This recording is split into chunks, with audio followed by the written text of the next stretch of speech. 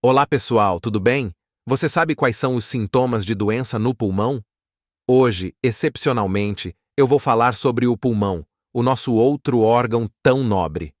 Então, se você quer saber quais são os principais sintomas de doença pulmonar, vem comigo.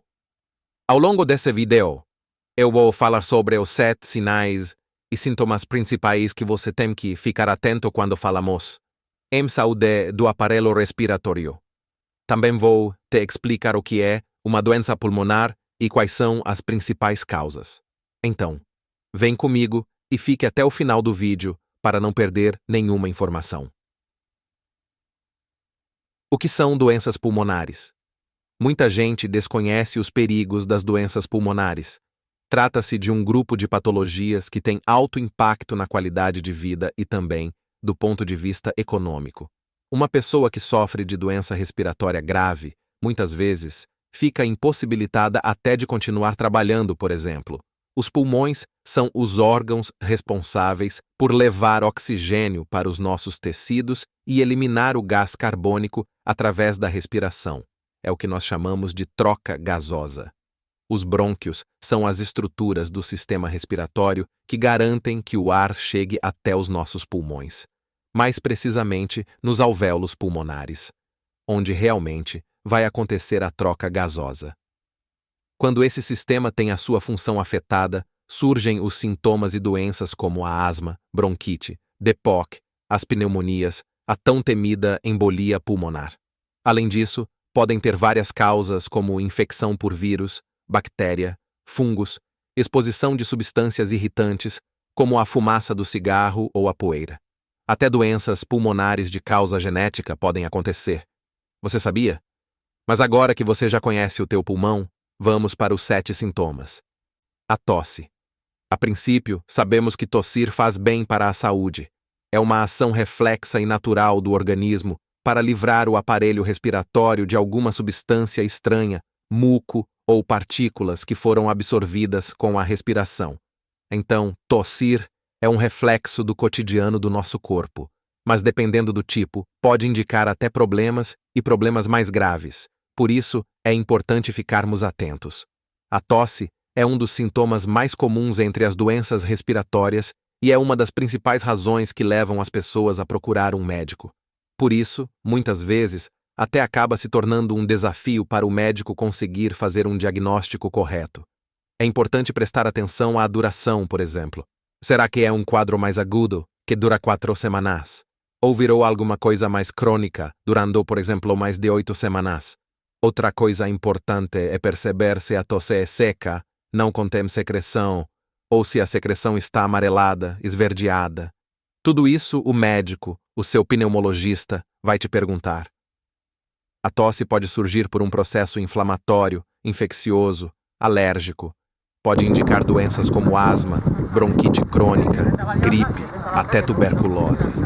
Fumar também é outro fator grave para a ocorrência de tosse, por conta principalmente do acúmulo de substâncias estranhas, tóxicas, irritantes para as nossas vias respiratórias. Mas, vamos lá. Segundo sintoma. O segundo sintoma é o catarro. Catarro.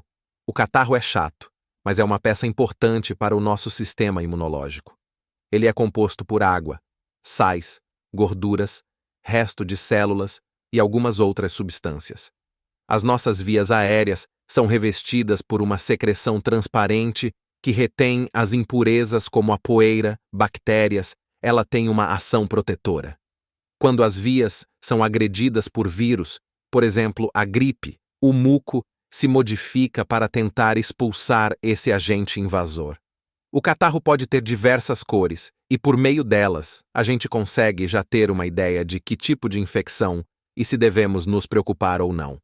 Normalmente, ele é transparente e em uma infecção por vírus. Geralmente continua dessa maneira. Se ele fica verde e amarelado, provavelmente temos uma infecção bacteriana.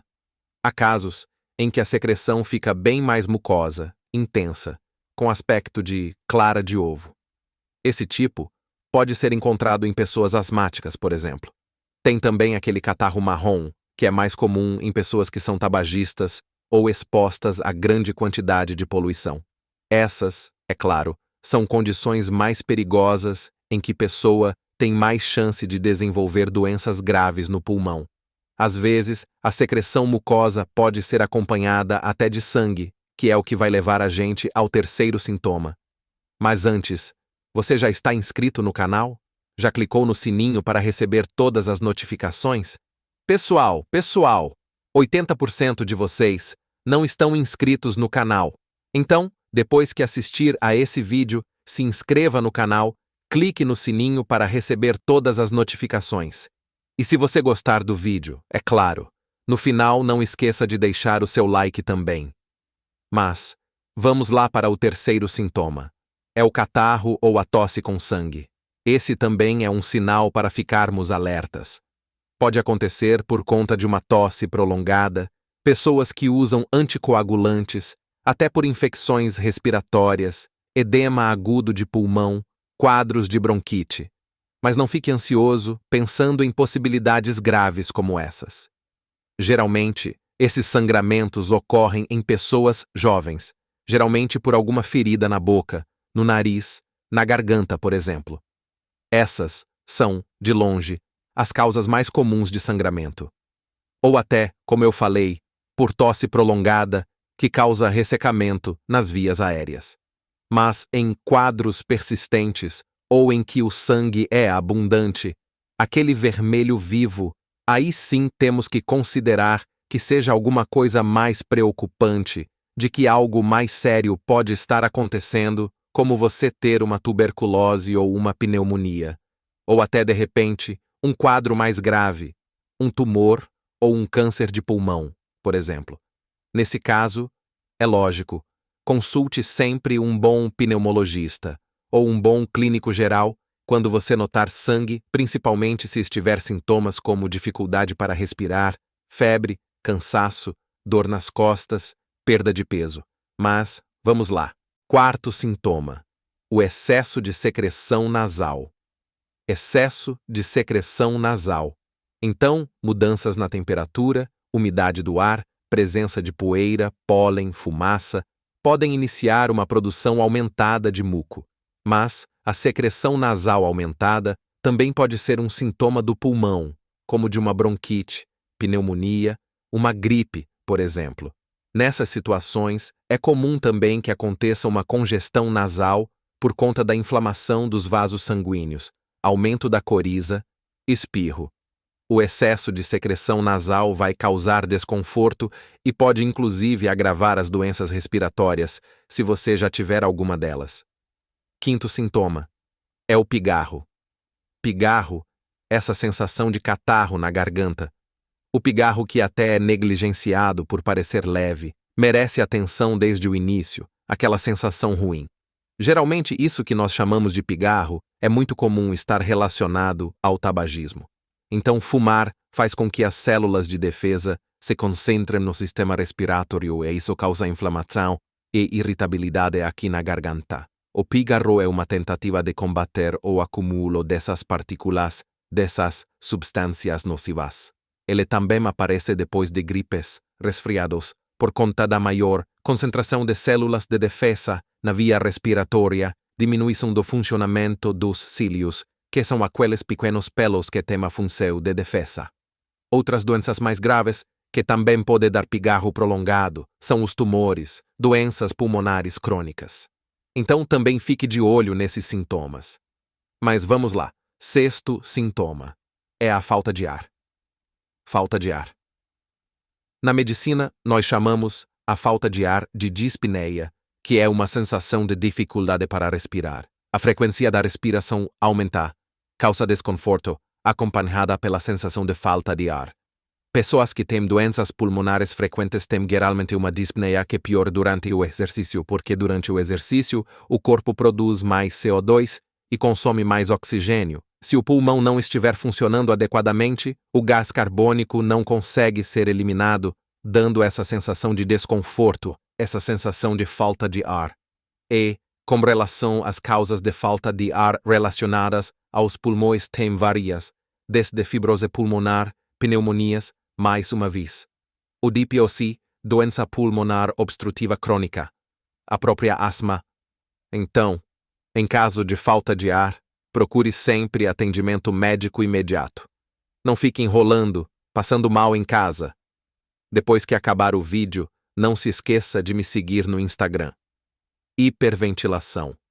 E finalmente, a falta de ar é geralmente acompanhada de respiração rápida e ofegante, que é o sétimo e último sintoma aqui do nosso vídeo, também conhecida como hiperventilação. Essa hiperventilação também pode surgir por conta de um transtorno de ansiedade, por exemplo. Mas pode também ocorrer por conta de doenças pulmonares, a bronquite asmática, uma pneumonia. Se for acompanhada de fraqueza, tontura, tosse, dor no peito, aí são sinais de alerta que você tem que ficar ainda mais atento. É importante consultar um pneumologista sempre que a respiração ofegante surgir, principalmente se ela for frequente, não melhorar mesmo ficando parado em repouso.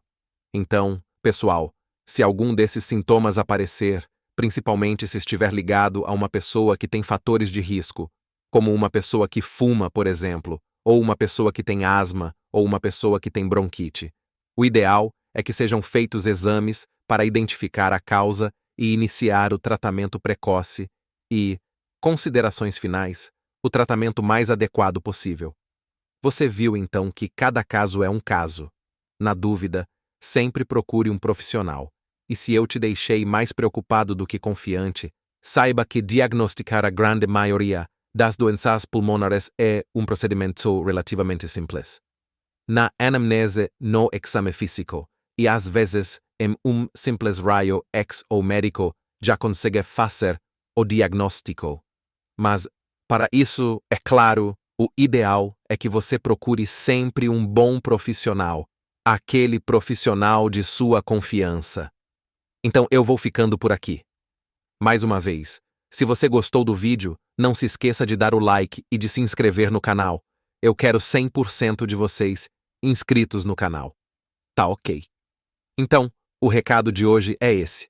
Um grande abraço e até a próxima.